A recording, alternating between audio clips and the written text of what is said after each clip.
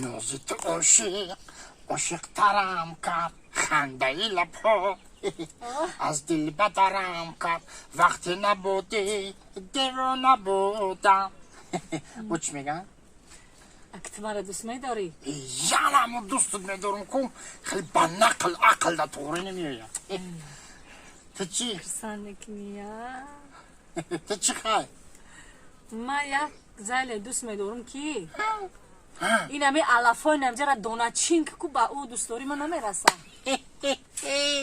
سلامت باشی بدون چی گوهر جون خیلی شما دختری چهره گرمه که فهمیدی خیلی که بعد پیسند اومده گینده من که نمیدونم خیلی بود دیگه کسو چخیله نکم تو مده پیسند اومده گیم خیلی محقولی برایم که روز دیلت بگم ده ما با دیگرها چی کار دارم تو که من ناز بینیم دیگه با دیگرها چی کار دارم میدونی چی؟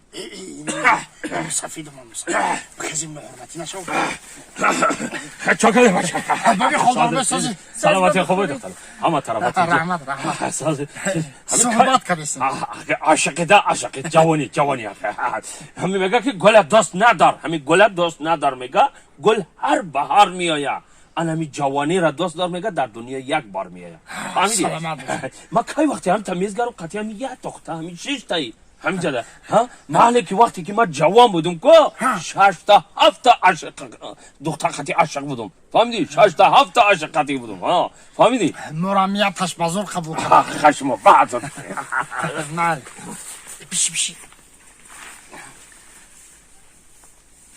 شومیش میبینم همین سفیده کی؟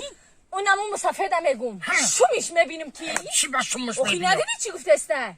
تا مسافدی شومرویی هست کی شومیش میبینم کی؟ استغفرالله نخو مسافدم تاری بگم چی با تاریش میگم؟ نخوا مسافد با ما تو کار بگیر اخی که مسافده جوانیش نقل کرد او یک دروغگویی هست کی نم خیلی پدرجش دروغ میگه همین آدم دروغگو را شومی میبینم کی نمی دروغگو همش بمبرن استغفرالله میدونی چی؟